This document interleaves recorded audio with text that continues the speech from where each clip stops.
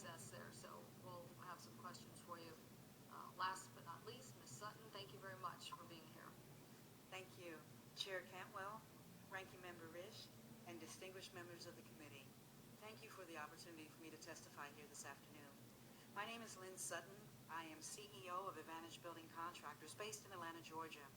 We provide construction services for the federal government and are a certified EDWSB, an 8A program participant, veteran-owned, and in the process of getting our Hub Zone certification. I am representing Women Impacting Public Policy, WIPP, a national nonpartisan public policy organization advocating on behalf of its coalition of 4.7 million businesswomen, including 79 business organizations. My company entered into the federal market after working in the private sector for 7 years. We became certified in SBA's 8A program, and after 3 years, we have gone from knowing practically nothing about doing business with the federal government to successfully competing on multi-million-dollar IDIQ contracts, which is indefinite delivery and indefinite quantity contracts. Much of that success has been due to our participation in the 8A program and its ability to sole source contracts to us. Speaking before you today on improving contracting opportunities for women is entirely fitting, because in 2011, my company won the first construction contract that was set aside for EDWSB firms in the WSB procurement program. As you know, women business advocates across the nation fought for more than a decade to implement the WSB program. This delay came at a tremendous cost. The lost decade translated into $94 billion in missed contracting opportunities for WSBs. Today, less than 1%, in fact, only 1/100th of a percent of federal spending has been awarded through this program.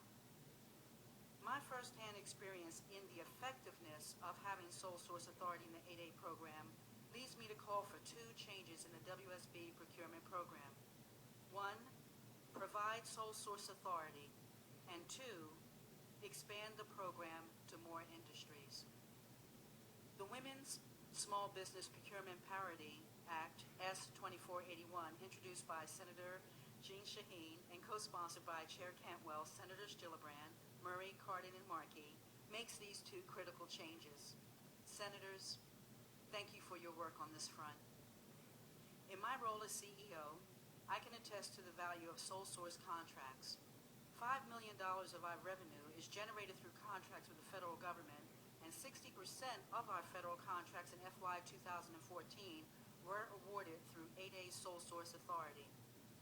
Contracting officers are able to reach out to us and negotiate directly to achieve fair and reasonable pricing for services, as well as being assured we are capable of doing the work.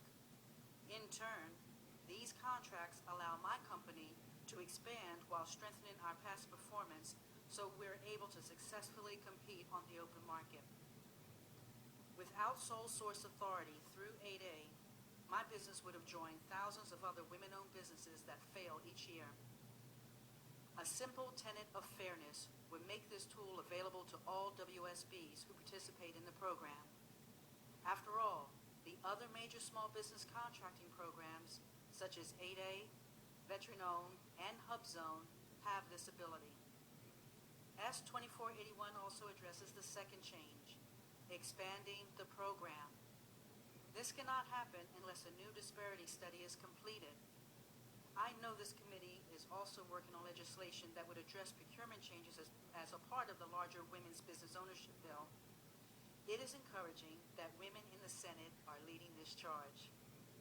For my part, I will continue advocating on this issue and bringing my services to the government customers. WIPP is actively improving the environment for women in the contracting arena as well. Through their Challenge Her and Give Me 5 programming, WIPP educates women across the country about the potential opportunities available in the federal market. Archbishop Desmond Tutu said, if we're going to see real development in the world, then our best investment is women. Through release of its report and holding this hearing, this committee is investing in women. I thank you for that and happy to answer any questions. Thank you very much for your testimony. I'm start with you because